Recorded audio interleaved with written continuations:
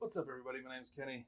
Today we're installing this abstinently tiny ass little power supply into this beast of a Corsair 750D. Why would you mix an EVGA into a Corsair, you might ask? Well, you see, when the price is right, it's hard to turn it away. $90 power supply. Very, very easy stuff here to install. I'm going to go ahead and put her in. Just shove her in there.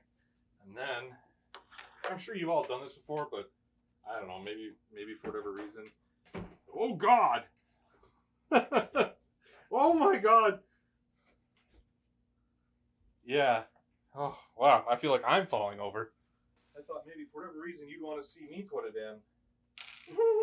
Giggity. Alright guys, very simple stuff here. Just a little Phillips screws. Doing fan side down because there is a little dust filter here that I just got to figure out if I can find that again and then reinstall that bad boy. But we got just four tiny little screws to install into this guy, and the power supply will be installed. Very simple stuff, you guys. It's very easy.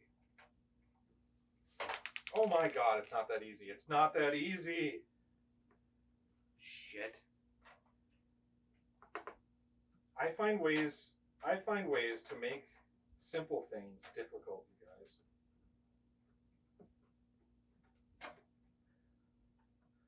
Or this is instant karma for me installing an EVGA in a Corsair. Oh Lord. Oh man. All right. Just like that, everybody, it's installed. Easy peasy. Yeah, I know. This is a dumb video. No, you probably didn't come here to watch this, did you? I don't know what I'm doing. You guys, you just watched a man install 4 screws into a power supply. That's it.